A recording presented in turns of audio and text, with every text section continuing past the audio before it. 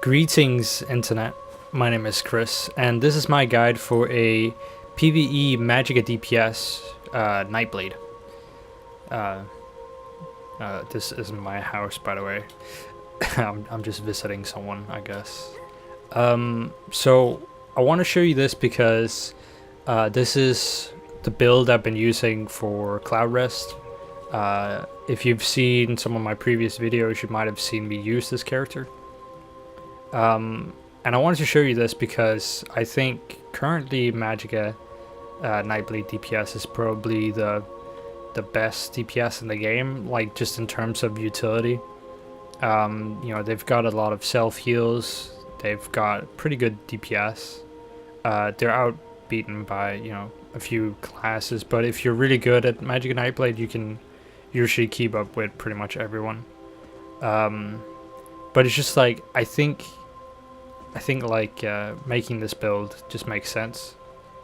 Like, it's gonna be very similar to what a lot of people probably already run. But yeah, I wanted to show you my take on what a Mag NB Nightblade DPS looks like. Granted, I'm not the best, but even I have been able to get pretty good numbers with this setup, so I guess that kind of counts for something. Let's start off with the gear. I've got two different setups depending on what kind of situation I run.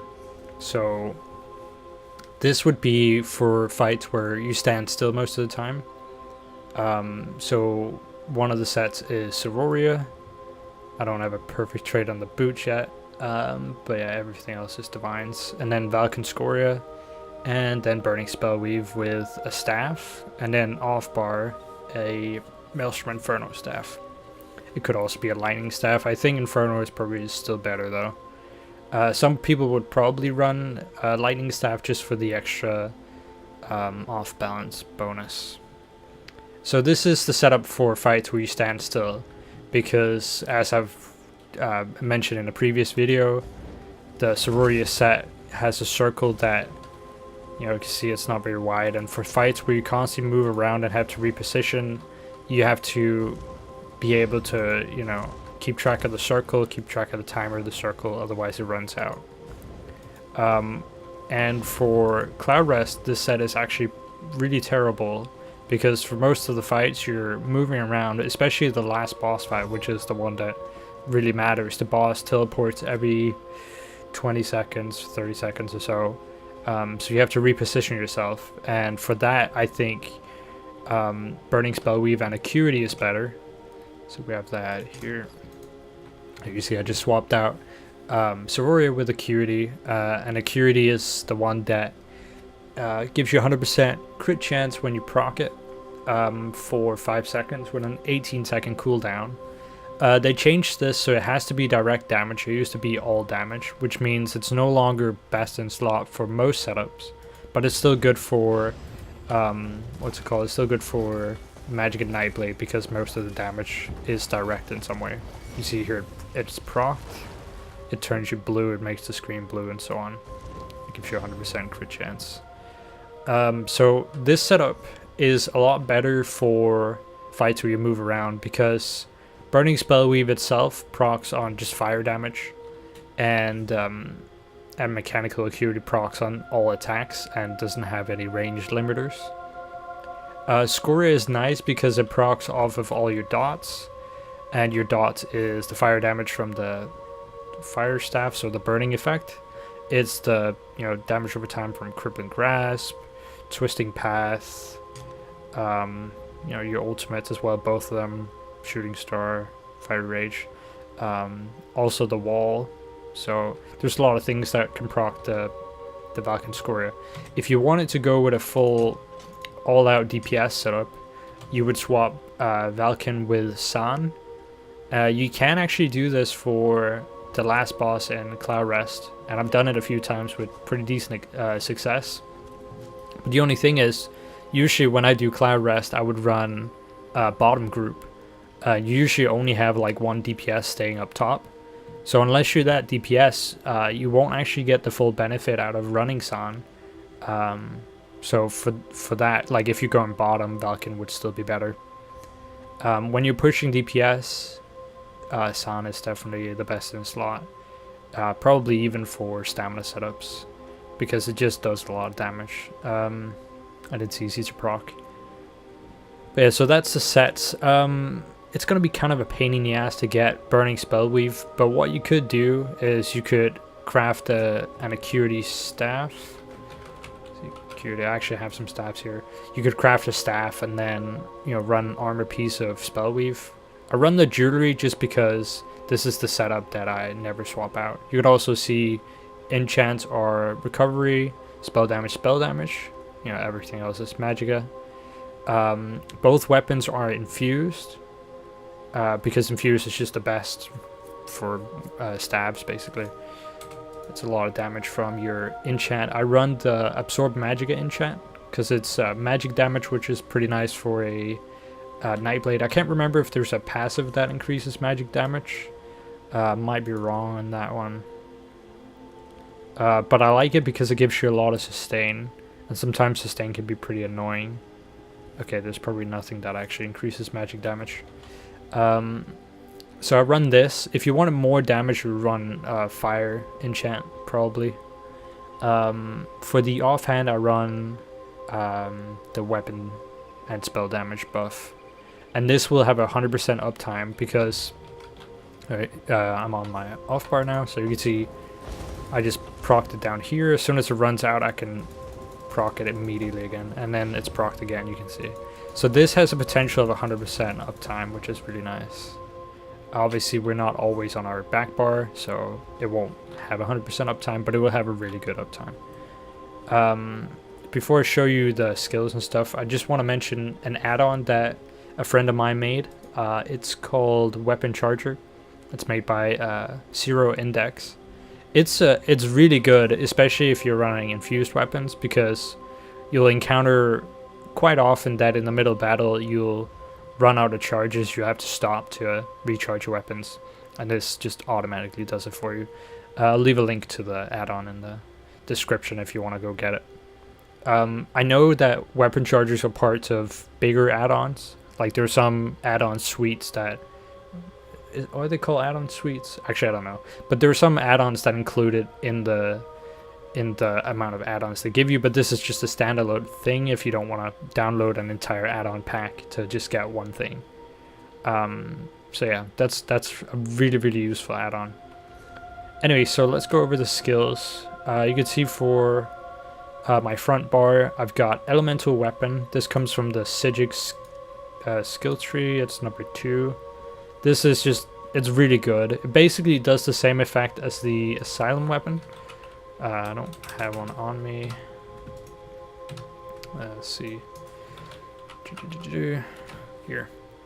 It basically does the same, where with the Asylum Weapon, it has a chance to or not a chance, it gives you Burning, Concussed, and Chilled with every 3rd cast of Force Shock, which is the this one. With every 3rd cast, and if it's the perfected version, it's every 2nd cast. This one gives you one of the 3, either Burning, Concussion, or Chilled, while also doing a lot of damage, and it's cheaper than Force Pulse by a little bit. It's also a lot faster, I think. It's not as easy to weave. Like, you can really only weave it with light attacks, but you also only want to weave it with light attacks because it doesn't proc off of, medium attacks, I don't think. Yeah, no. It only procs off of light attacks, so it's a light attack only build, basically. Then we've got Merciless Resolve because it's 8% extra damage and it's a really strong proc.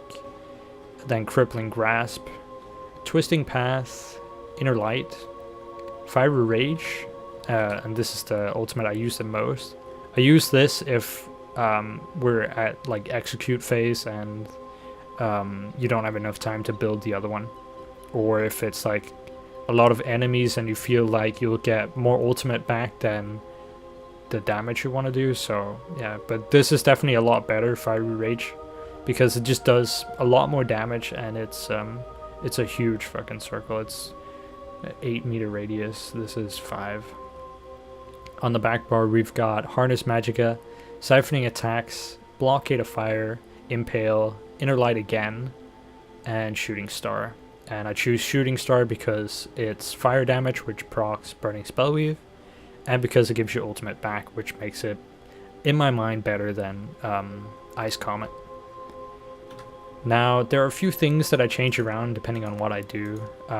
As I've mentioned, for Cloudrest, there are certain things that I do differently.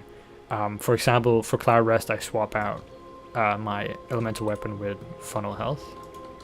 This is a really good heal, and it's become a lot easier to weave it with light attacks.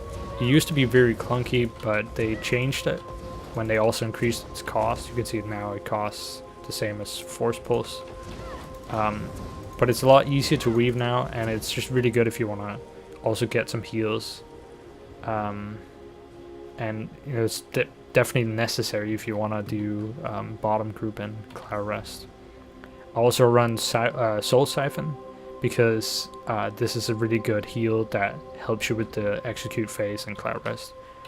If I run something else like Asylum, I wouldn't run Soul Siphon, but I'd probably still run Funnel Health.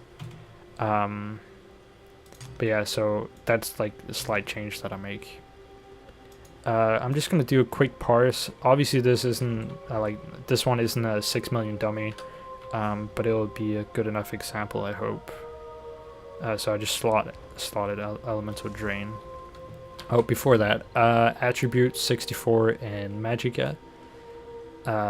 Food, we've got Witch Mothers for more recovery, and we've got Lover Mundus. We see our spell penetration is pretty decent, I think. 10.3. You know, it could be a little bit higher, but whatever. Is something wrong with my Magicka? Hold on.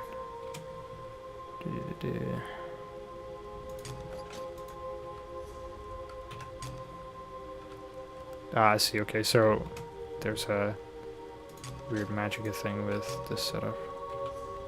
But yeah, normally my Magicka is at like 41. With this setup with Sororia and San, it's a little bit lower. Obviously, if you have perfected Sororia, it's gonna be about the same as running Acuity. I think. What is Acuity doing? It's got a max Magicka. Wait, that makes no sense. 1 second. Is it Valken then? I don't understand that, honestly. That's weird. Is it the enchants? Oh, I see. That's weird. The enchants are health. I don't actually understand why the enchants are health. Just quickly gonna go fix that. I was wondering why there's a discrepancy there. There shouldn't be. Obviously all enchants should be Magicka. Oh wait, no, okay, never mind. I understand why it's health. Never mind, you can actually see it here. 17k, that's, you know, with San and health on both of them. I think I did that because otherwise I get like 16k health because of Witch Mothers, and that's not something you want. You want to have 17. That's usually a pretty good spot. Let's also look at jammer points real quick. I run 62 in Warlord. Like, this is just kind of my setup. It's probably not very good. There's probably better ways to do it. I haven't min-maxed the shit out of this. Anyway, so 14 in Arcane Nest. I don't use anything in Tenacity because I don't heavy attack. 56 in Tumbling, 56 in Shadow Ward. These two are just really good for mechanics, basically. You block, you know, 20% less. You dodge roll 20% less. Elfborn, 61. Spell Erosion 20. You could probably have more points to this, but whatever. 64 in Elemental Shock, 13 in Staff Expert, 52 in Mastered Arms, 40 in Thaumaturge, and then 61 in Ironclad, 10 in Spell Shield, 56 in Hardy, 51 in Elemental Defender, 52 in Thick-Skinned. I think I just put some random points in this one. And then 20 in Bastion. That's what I do. There's a lot of different ways to do it. Yeah. Okay, let's just try and do a test here. I think I've rambled long enough. Kind of a rambly video, to be honest. I don't actually have that many good potions anymore.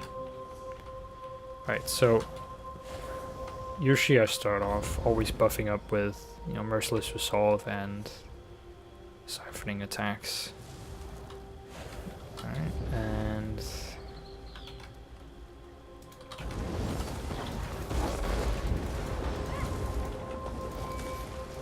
so the rotation is pretty much just like rebuffing everything over and over.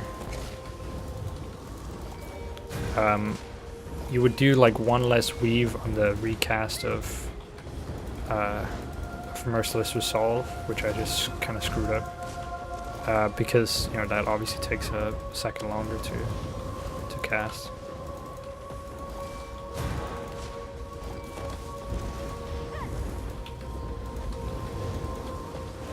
Oh, I keep rebuffing that too much. The what's it called, elemental drain and stuff.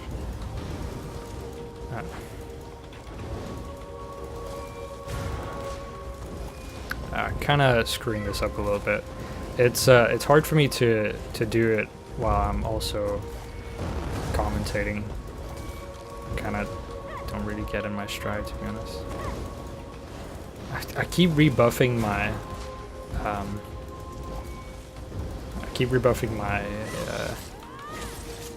drain and stuff, which I shouldn't do.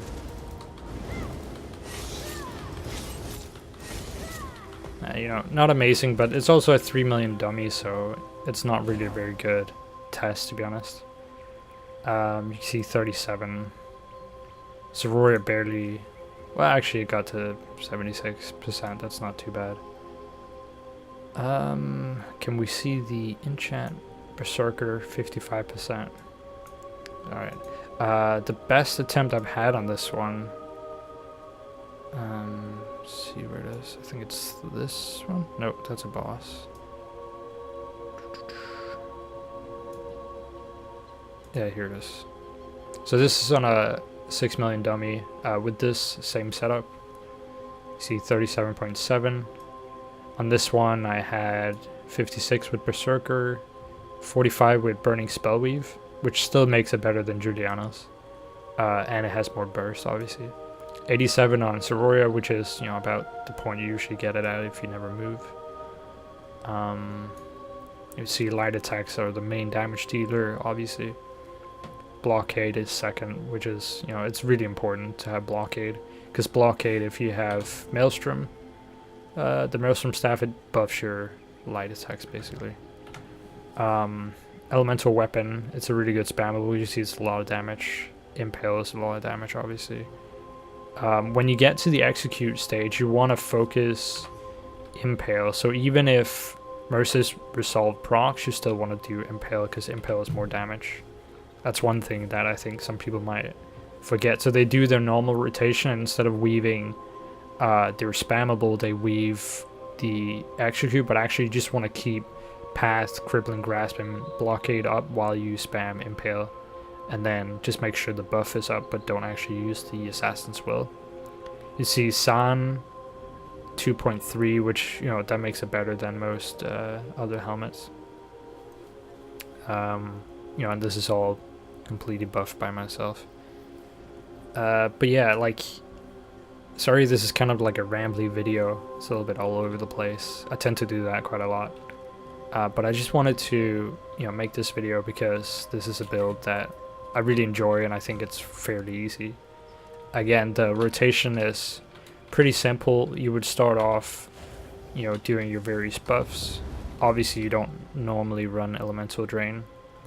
And then you would always start with your wall, then your ultimate, and then you'd go through, do the Crippling Grasp, the other wall, then you'd light attack, weave, fire if you proc it at that point, rebuff, swap back, you know, rebuff every 20 seconds your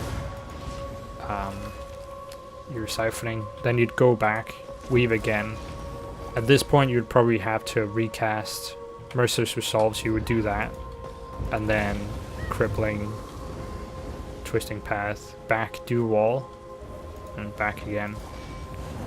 3 times, fire this one, these again, wall, rebuff your sustain, whatever, fire it again, probably recast at this point, do it 2 times, weave, and so on.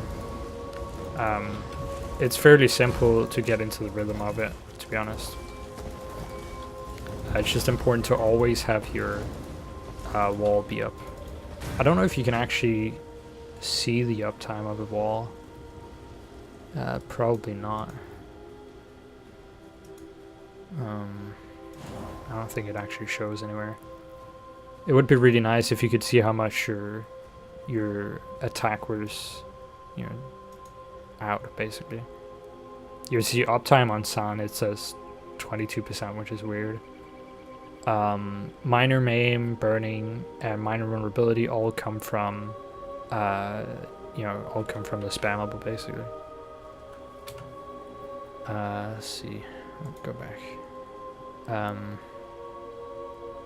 It's weird that it shows an uptime for Impale. I don't think we can see the wall anywhere. No, okay, never mind. But yeah, so this was just like clumsy video, I guess, but it's kind of wanted to show you. I really enjoy this build, and I hope other people can enjoy it as well. Thanks for watching.